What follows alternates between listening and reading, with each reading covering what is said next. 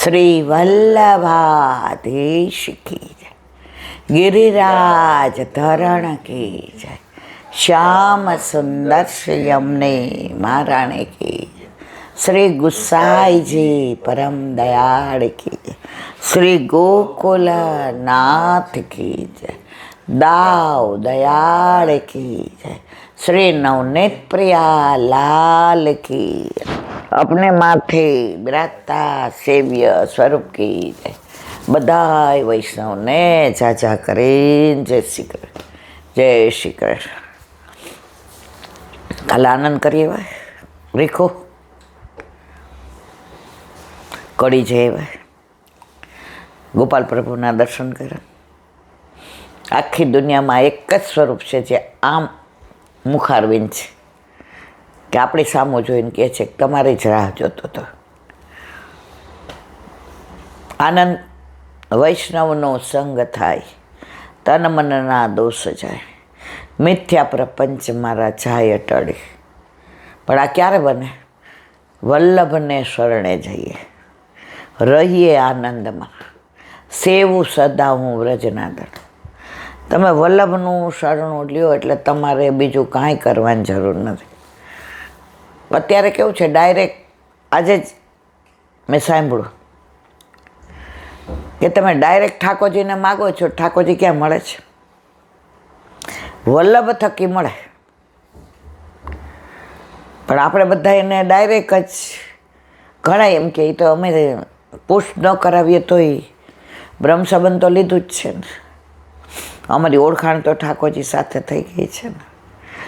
પણ જ્યાં સુધી તમારા પતિને તમારું મિલન ન થાય, સાથે ન રહ્યો, ત્યાં સુધી એનું પરિણામ જ ના આવે ને। આપણા માર્ગમાં તો ખાસ કે વલ્લભ થકી પડે સર્વ સહેલું। દયારામભાઈ, વલ્લભને શરણે જઈએ રહીએ આનંદ, દ્રઢઈને ચરણન કેરો ભરોસો, દ્રઢઈને ચરણ। હા, તો વલ્લભ થકી પડે સર્વ સહેલું। કાલે વલ્લભ માને મળ્યા, આટલી ઉંમરે જે વચનામૃત કર્યા શીરાની જેમ ગળે ઉતરી જાય। એમણે એક વસ્તુ બહુ સરસ કરી કે ઠાકોરજીનો રથ જોધપુરથી આવતો હતો, ગોપાલ પ્રભુનો, અને અહીંયા ખેતરમાં અટકી ગયો। તો દિશાવલ્લા જે બ્રાહ્મણ વાણિયાઓ હતા એ લોકોએ કીધું કે તમે આ જમીન અટકી ગયો તો બધી અમે તમને ભેટ ધરીએ। ચોખ્ખી ના પડી મા લક્ષ્મી માજીએ, અમે અન્ય માર્ગીનું લેતા નથી। જેવી રીતે મૂળ પુરુષ વાક્ય છે, સેવક કોઈ લે, સેવકનું જ લઈએ છીએ। વારંવાર પ્રતીતિ થાય છે કે અન્ય માર્ગનું લેવાય નહીં। ત્યારે કીધું હવે આનો શું રસ? તો કે સેવક બનો તો લેવાય। તો આખી જ્ઞાતિ સેવક બની ગઈ, અને આ ભૂમિ આજની તારીખમાં પણ ગોપાલ પ્રભુના નામે બોલે છે।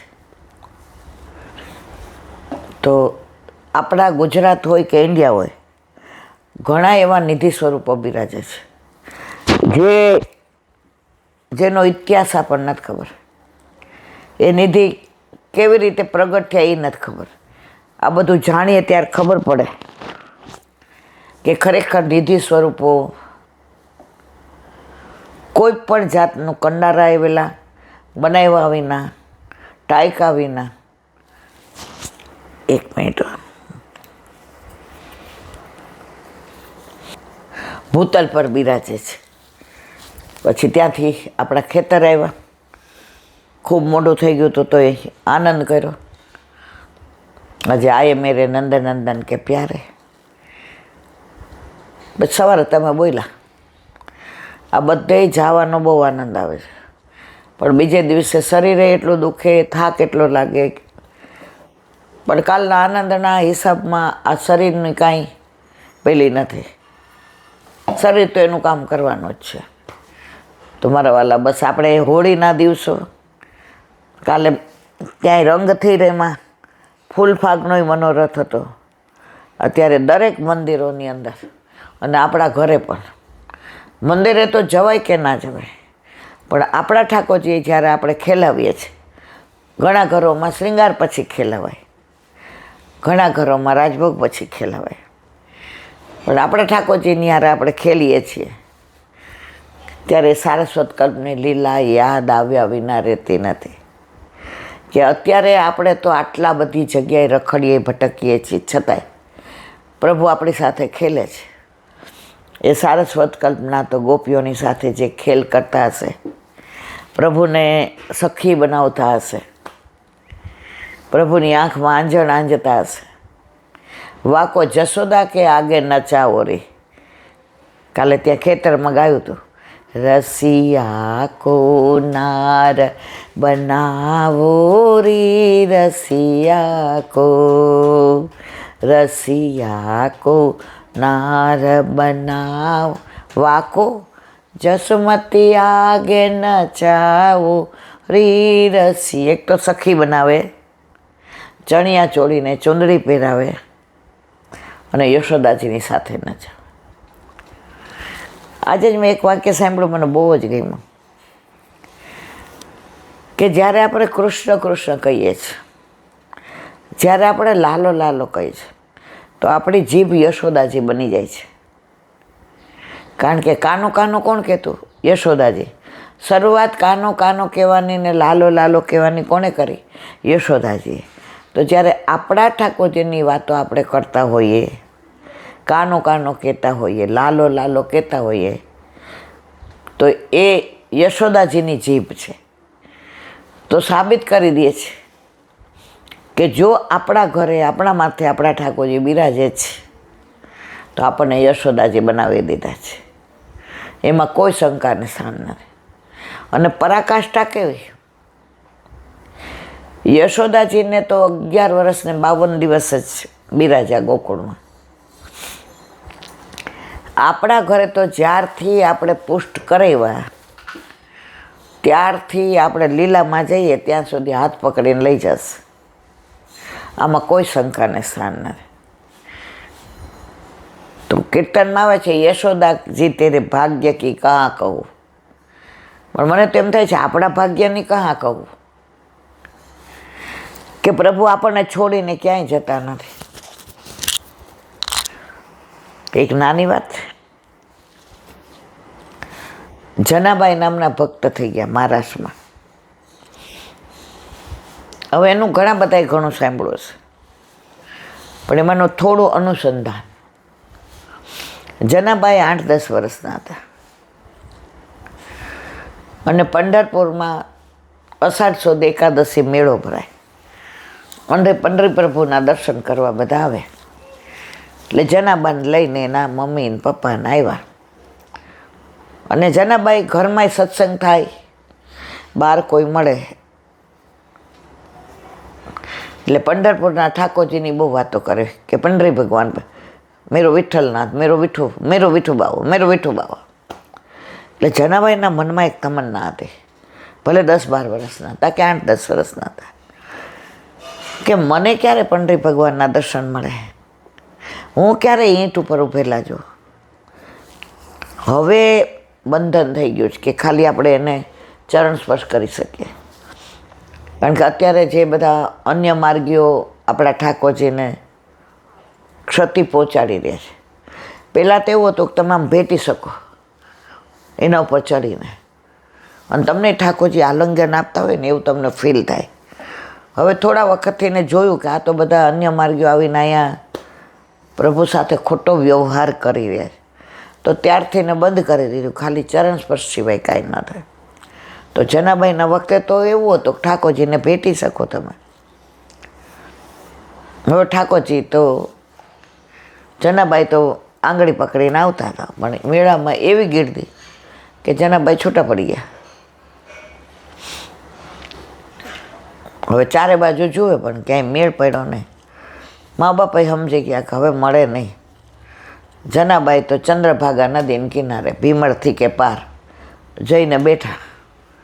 3 દિવસ ને 3 રાત એકલા જનાબાઈ, દીકરી. એ જમાનો પંઢરી ભગવાન એણે જોયા નહોતા ખાલી એના સ્વરૂપ વિશે સાંભળ્યું હતું, એમનું હિસ્ટ્રી સાંભળી હતી કે ઈંટ ઉપર કેમ ઊભા છે, જે મેં આ વારંવાર કહ્યું છે, એટલે હવે આગળ કહેતી નથી. ત્રીજે દિવસે ઠાકોરજી બાળ સ્વરૂપ લઈને આવ્યા. જનાબાઈ અહીંયા કેમ બેઠી છો? એ કે હું ખોવાઈ ગઈ છું, મારે પંડરી ભગવાનના દર્શન કરવા છે. તો કે નામદેવના ઘરે જાઓ.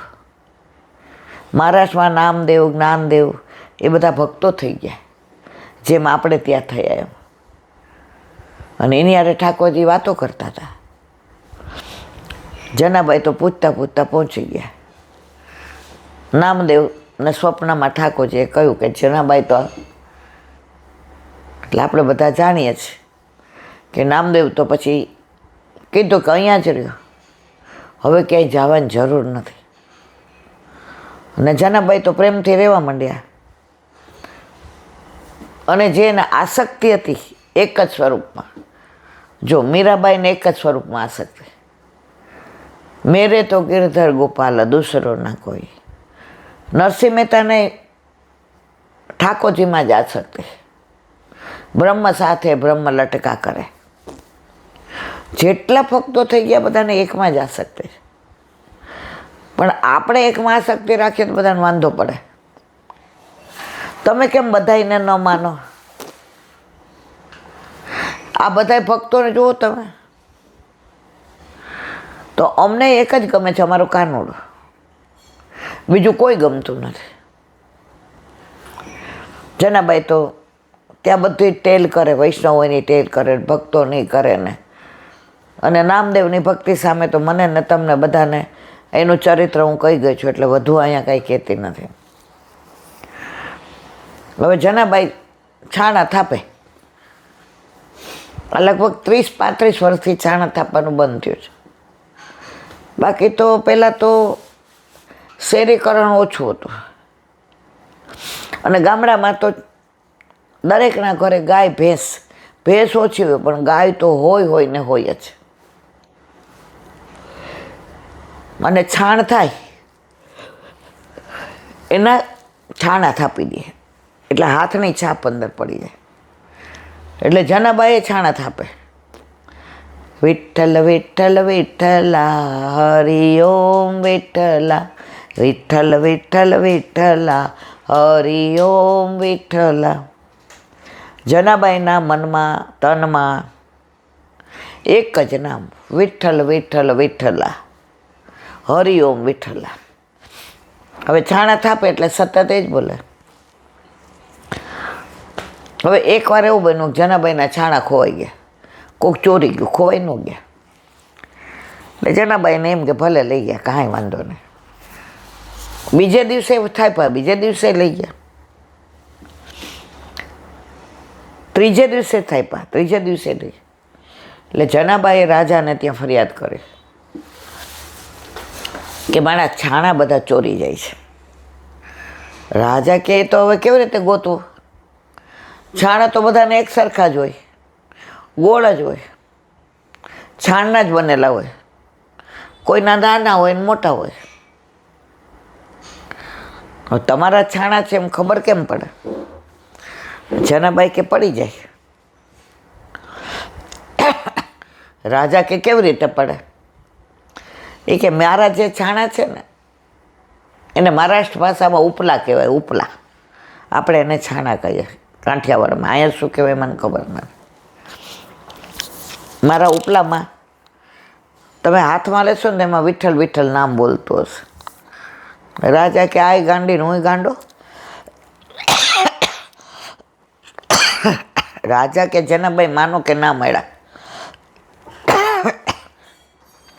અને પંઢરપુરમાં જેટલા છાણા છે બધાય હાથમાં લઉં અને વિઠ્ઠલ વિઠ્ઠલ ન બોલે તો જનાબાઈ કે આપણે ભીમરથીમાં ચંદ્રભાગા નદીમાં પડી જવું.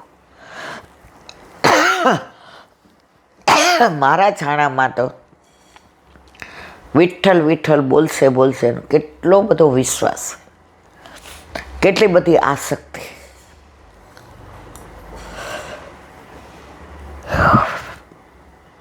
બધાયના છાણા જુએ, હાથમાં લે પાછા મૂકે, બીજે હાથમાં લઈ